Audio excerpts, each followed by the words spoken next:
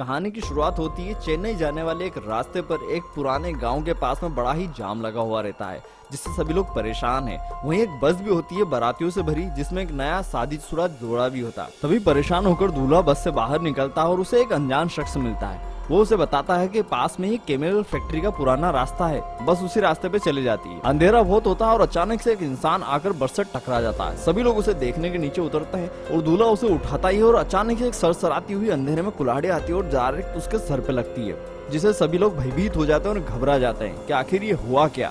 तभी देखते हैं कि बहुत सारे लोग हाथों में कुल्हाड़ी लिए उनके पीछे आ रहे हैं, तो सभी लोग डर के बस में छुप जाते हैं। इसी के बाद कहानी को 19 साल बाद बताया जाता है, यानी करेंट टाइम पे। एक गांव होता है जिसका नाम है नवा मलाई, जहाँ सब खुशहाल है। वहाँ का एक मुखिया है जिसका नाम है शक्ति थेवर, जो कि गांव का पावरफुल आदमी है। वहाँ एक बार भी है जो एक पीटर नाम का शख्स चलाता है, और वहीं एक ताकतवर राजा लोहार नाम का बंदा भी रहता है। गांव में पार्टी चलती रहती है बार के अंदर, और तभी अचानक एक आदमी हाफता हुआ थका हुआ मदद मदद बोलते हुए अंदर आता है बार के, और वो बोलता है कि मेरा नाम डॉक्टर सुब्रमण्यम है, अपनी पत्नी और बेटी के साथ मैं इसी गाँव में आ रहा था। रास्ते में जाम लगने की वजह से मैंने जीपीएस से एक नया रास्ता देखा जो कि किसी फैक्ट्री के पास से होकर गुजरता रहता। रास्ते में जागते वक्त अंधेरे में किसी ने बहुत बड़ा पत्थर रख दिया था, जो तेज बारिश और अंधेरे की वजह से नहीं दिखाई दिया और मेरी गाड़ी उससे टकरा गई और बंद हो गई। तभी मैं अपनी पत्नी और बच्ची को इस अंधेरे और बारिश में गाड़ी में बंद करके पास के गांव मदद के लिए गया, पर वहाँ कोई नहीं दिखाई दिया। फिर मैं कई किलोमीटर दौड़ते दौड़ते इस गांव पहुंचा, तो कृपया मेरी मदद करो प्लीज।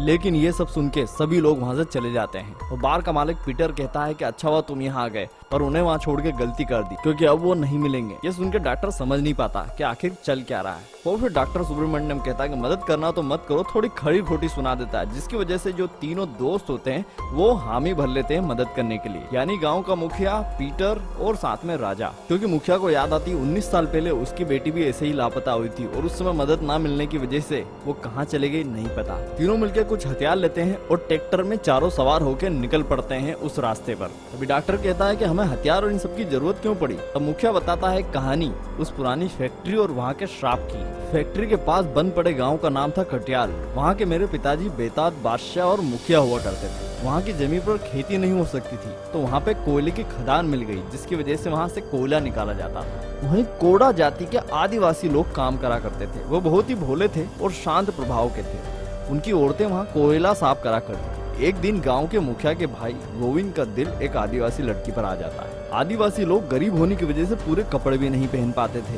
तो एक दिन मौका पाकर गोविंद और उसके कुछ दोस्त उस आदिवासी लड़की को पकड़ लेते हैं और उसका बलात्कार कर देते हैं। उसके साथ ही बाद में उसको मार भी देते हैं। इसका पता चलते ही राजा के पिताजी गोविंद को चिल्लाते हैं और एक तमाचा मारते हैं और उसके शुद्धिकरण की प्रक्रिया जारी करते हैं। तभी गोंडा आदिवासी के सरदार कोणाक मरी हुई लड़की को लेकर मुखिया के पास न्याय मांगने आते हैं, लेकिन सही न्याय ना मिलने की वजह से गोंडा के सरदार गुस्से में वहां से चले जाते हैं। और एक दिन गोविंद और उसके कुछ दोस्त 1 महीने बाद पार्टी करते हुए अकेले दिखाई देते हैं।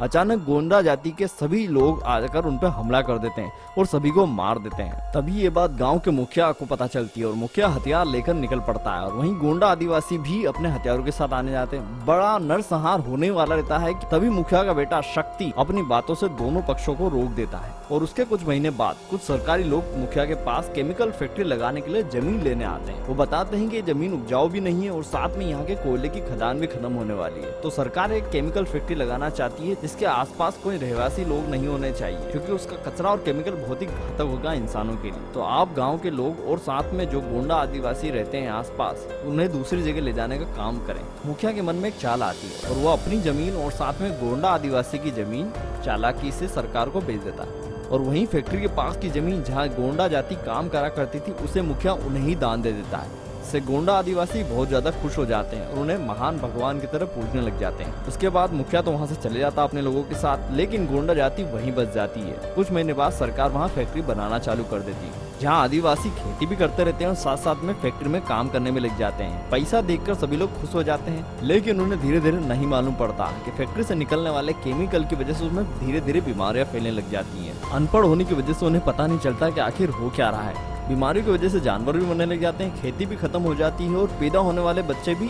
अजीबोगरीब तरीके से पैदा होते हैं। कुछ लोग आत्महत्या कर लेते हैं ये सब देखकर। फिर गुंडा सरदार मुखिया के नए गांव मुखिया से मदद लेने जाते हैं, लेकिन मुखिया मदद करने से मना कर देता है और गांव से निकाल देते हैं। कहानी दोबारा प्रेजेंट टाइम में आ जाती है। ट्रैक्टर पर चारों उस जगह पहुंच जाते हैं जहाँ पे डॉक्टर ने गाड़ी खड़ी करी थी, लेकिन गाड़ी वहाँ नहीं होती, वहाँ बस टूटा कांच मिलता है। फिर गाड़ी को ढूंढते हुए वो बंद फैक्ट्री के अंदर जाते हैं जहाँ अजीब सी बदबू आती रहती है। वहाँ एक बड़ा सा इंसानी हड्डियों का ढांचा यानी कंकाल जंजाल बना हुआ दिखाई देता है। सभी देख के चौंक जाते हैं और एक बड़ा सा पर्दा दिखाई देता है। पर्दे को हटाते ही कुछ लोग म्यूटेंट के रूप में उनके ऊपर हावी हो जाते हैं, जिनसे सभी लोग बड़ी मुश्किल से बचते हैं और लड़ाई करते हुए उन सभी को मार देते हैं। और तभी एंट्री होती है कुछ भयानक 4 बड़े म्यूटेंटों की, जिनके साथ फिर से जिंदगी की लड़ाई लड़ी जाती है, जहाँ पीटर घायल हो जाता है और आखिर में पीटर एक बोतल से वहाँ आग लगा देता है, जिसकी वजह से म्यूटेंट आगे नहीं आते और ये बच के फटाफट वहाँ से भागते हैं फैक्ट्री की ओर डॉक्टर की पत्नी और बेटी को ढूंढने। आगे बढ़ते ही उन्हें गाड़ियों को पहाड़ दिखाई देता। वहाँ डॉक्टर को अपनी गाड़ी भी दिखाई देती है, लेकिन उसमें उसकी पत्नी और बेटी नहीं दिखाई देते। तभी चारों फैक्ट्री के अंदर जाते हैं और जाते ही देखते हैं एक और भयानक दृश्य, जहाँ एक पुजारी एक कुल देवी की पूजा करता हुआ दिखाई देता है और जैसे ही नीचे उसके पास जाते हैं पुजारी सभी पर हमला कर देता है, जहाँ राजा घायल हो जाता है और सभी मिलकर उसे पकड़ लेते हैं और जकड़ लेते हैं। जहाँ शक्ति उसे पहचान लेता है कि ये तो कोड़ा जाति का सरदार कोणार्क है और फिर उससे पूछते हैं कि डॉक्टर की पत्नी और बेटी कहाँ है,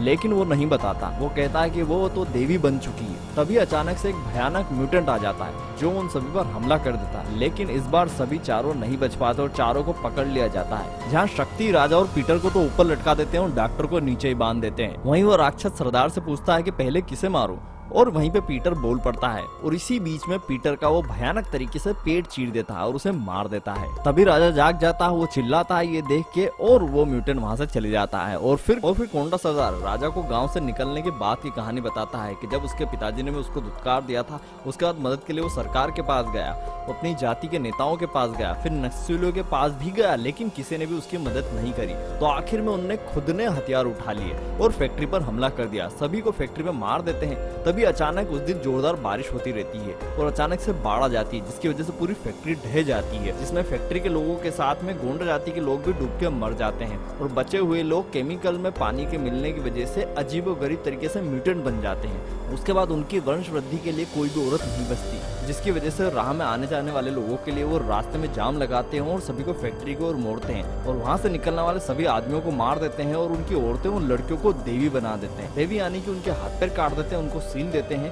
और उन्हें बिना कपड़ों के एक पत्थर के ऊपर बच्चे पैदा करने के लिए छोड़ देते हैं। ये सभी सुन के बहुत ही गुस्से में आ जाते हैं और डॉक्टर भी बहुत गुस्से में आ जाता है और डॉक्टर हिम्मत करके अपनी पत्नी को देवी बनने से बचाने के लिए अपने हाथ का अंगूठा काट के हथकड़ी से निकल जाता है और साथ ही राजा और शक्ति के भी अंगूठे काट के उन्हें भी उससे निकाल देता है। और फिर एक दिल दहलाने वाला खतरनाक भयानक सीन देखने को मिलता है, जहाँ बिना कपड़ों की लड़कियों की पड़ी हुई लाशें दिखाई देती है, जिनके हाथ पैर कटे हुए रहते हैं और जगह जगह से वो सीली हुई रहती है। तभी डॉक्टर की पत्नी और बेटी को दिखाई देता है, जिसे बांधा गया है एक पत्थर पे चारों तरफ से और एक म्यूटेंट उसे खाना खिलाने आता है। तभी वहाँ पे सरदार का बेटा एक भयानक जो राक्षस होता है वो आता है एक म्यूटेंट के साथ उसे देवी बनाने के लिए, यानी कि सेक्स करने के लिए। वहीं दूसरी ओर शक्ति अपनी बेटी को 19 साल बाद देखता है और देख के दंग रह जाता है, जो कि शादी वाली बस से उस समय लापता हुई थी, जिसके हाथ पैर कटे हुए दिखाई देते हैं, शरीर पूरा सिला हुआ दिखाई देता है, जो देखकर सभी चौंक जाते हैं और भयानक तरीके से भयभीत हो जाते हैं। मुखिया की बेटी उसको अप्पा पुकारती है और कहती है कि अप्पा मुझे इस नर्क से आजाद कर दो। ना चाहकर भी ऐसी हालत देखकर मुखिया भी भयभीत हो जाता है और वो कदम उठा लेता है और उसकी बेटी को वो मार देता है ताकि वो इस नर्क से आजाद हो जाए। ये देख के कोंडा सरदार चिल्लाता है कि वो हमारी देवी थी, बाकी सारी औरतें मर गई, लेकिन ये इकलौती ऐसी थी जिसने सबसे ज्यादा बच्चे पैदा किए और अभी भी जिंदा थी। ये सुनते ही राजा कोणार्क सरदार को गला दबा के पानी में मार देता है और वहीं डॉक्टर की पत्नी की आवाज आती रहती है, जहाँ राक्षस उसे देवी बनाने जाता ही रहता है कि तीनों भागकर उसको जाते हैं और तीनों उस पर टूट पड़ते हैं, जहाँ सभी के बीच जमकर लड़ाई होती है और डॉक्टर उस राक्षस की आंखें फोड़ देता है। वहीं राजा शक्ति से कहता है कि इसे गोली मारने के लिए, लेकिन शक्ति मना कर देता है। वो कहता है कि ये मेरे कुल का आखिरी वंश बचा हुआ है, भले ही म्यूटेंट ही सही, पर ये मेरा पोता है। तो उस राक्षस को अधमरा छोड़कर डॉक्टर अपनी पत्नी और बेटी को लेके चारों के चारों ये लोग फैक्ट्री से बाहर निकल जाते हैं। आगे बढ़ते ही रहते हैं और अचानक से फिर से वही राक्षस की एंट्री होती है और वो 2 तीर छोड़ता है जो सीधे राजा के गले और दिल में लगते हैं। और राजा वहीं मर जाता है। शक्ति चिल्लाता है उसे बचाने के लिए, लेकिन डॉक्टर कहता है कि वो मर चुका है और एक तीर आके डॉक्टर की पैर में लगता है। शक्ति गुस्से में आकर राक्षस के साथ की म्यूटेंट को मार देता है और फिर डॉक्टर और शक्ति मिलकर लड़ते हैं, लेकिन हार जाते हैं। आखिर में शक्ति म्यूटेंट को अपनी बातों में लगा लेता है और डॉक्टर को भागने के लिए इशारा करता है, लेकिन म्यूटेंट समझ जाता है और कहता है कि ज्यादा दूर नहीं जा पाएंगे, वो मैंने जासूस छोड़ रखे हैं। और फिर राक्षस शक्ति के हाथ और पैर कुल्हाड़ी से काट देता है। वहीं मरते हुए शक्ति राक्षस को बताता है कि वो उसका नाना है, तो उसकी आखिरी इच्छा भी वो पूरी करे। तो राक्षस हामी भर देता है। वहीं शक्ति जेब में रखे हुए बम को सिगरेट बटा के अपने मुंह में सिलगवाने के लिए कह देता है। वहीं म्यूटेंट को तो पता नहीं होता है कि सिगरेट और बम में अंतर क्या होता है, तो वो भैया उसके मुंह में रख के सिलगा देता है सिगरेट की तरह। और एक जोरदार धमाका होता है जहाँ शक्ति तो मर जाता है, साथ में वो राक्षस भी मर जाता है, उसका सर धड़ से अलग हो जाता है। वहीं दूसरे सीन में हमें देखने को मिलता है डॉक्टर उसकी पत्नी और बेटी के साथ गांव से निकलते हुए जाते रहते हैं हंसते खेलते। और वहीं आगे कहानी देखने को मिलती है कि एक म्यूटेंट होता है, उसके पास आसपास ढेर सारे बच्चे दिखाई देते हैं। तो क्या कहें कि आने वाले भाग में भी हमें रॉन्ग टर्न जैसे ही इसके भी कुछ पार्ट्स देखने को मिलेंगे। फिर से कोंडा जाति जागृत होगी और फिर से आदिवासी लोग ऐसे ही मारकाट मचाएंगे और फिर से वही देवी वाला घिनौना खेल खेला जाएगा। आपको क्या लगता है इस कॉमिक्स के बारे में और स्टोरी के बारे में, और क्या पार्ट आने चाहिए? मुझे कमेंट करके बताना ना भूलें। अगर आप याली ड्रीम के और भी सुपर हीरोज के बारे में जानना चाहते तो ऊपर आई बटन दे रखी, जहां पे आप क्लिक करके उनकी बायोग्राफी जान सकते हैं। और अगर सुपर हीरोज की क्विज खेलना चाहते हैं तो नीचे डिस्क्रिप्शन में लिंक दे रखी है। तो मिलूंगा नए वीडियो के साथ ऐसी ही किसी कॉमिक्स के बारे में जानकारी लेकर। तब तक के लिए धन्यवाद।